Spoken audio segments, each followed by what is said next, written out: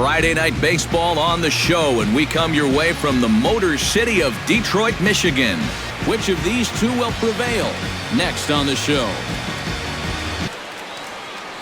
With that, here's a look at Terry Francona's Tribe's starting nine. Max Scherzer will be on the mound for the series opener. Eric, any thoughts? Brian Hurst gets his first shot now, and he's working on a modest 5-game hitting streak. Got him swinging, and that will end the inning. An inning in the books tonight, still scoreless here on the show. Leading off the inning, Brian Hurst, as they'll look to get something going here, and he ripped down the first base line. And he'll take this to the bag, 3 unassisted for the first out. Brian Hurst will dig in for a third time now. Far, but it hasn't really mattered.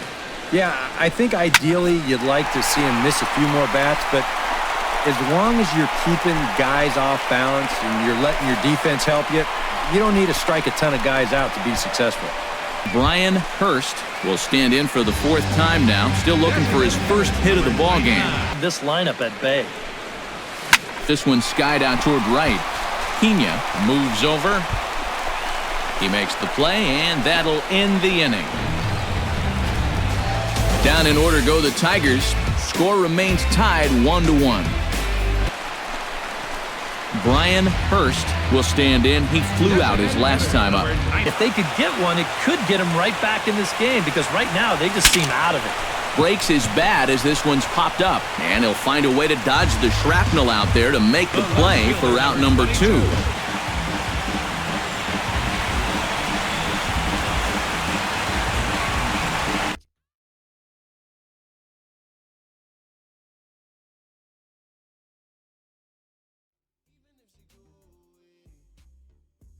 MLB The Show has Saturday Night Baseball for you now from Comerica Park in downtown Detroit. Should see some great battles out of these two next on the show. With that, here's a look at Terry Francona's Tribe's starting nine. Anibal Sanchez is on the mound for Game 2. Brian Hurst will stand in and got him swinging, and that will end the inning. An inning in the books tonight, still scoreless here on the show. Brian Hurst is into the box. He was a strikeout victim in his first try. It was a pretty big strikeout, too, because he had a chance to drive in a run. So even at 2 balls and 2 strikes, here's the pitch. In the dirt, but swung on and missed. And this one's in the dirt, and he is safe at third as he moves up on what's likely to be ruled a wild pitch. Brian Hurst will stand in now, a punch-out victim twice already. And he is down on strikes again, so get your hats out. That's the 3rd strikeout of the game.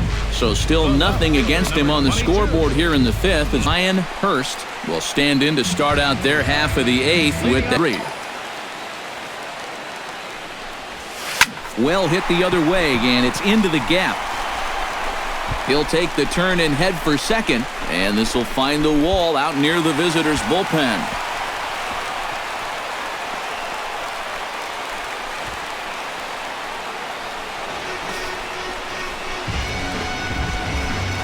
The left fielder, number 22. Well, just their 4th hit of the ball game, but this is one of their better swings they've had all game long, and winds up going for a double.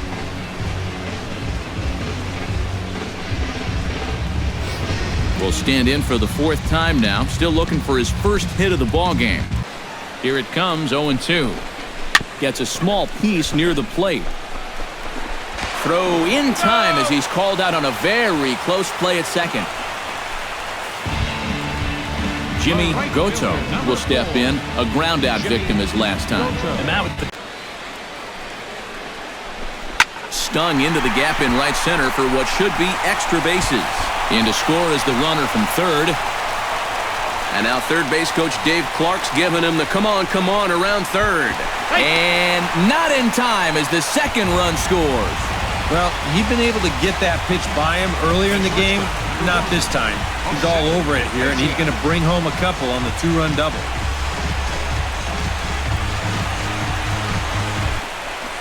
Striding into the box, Brian Hurst. He's 1 for 4 for the game.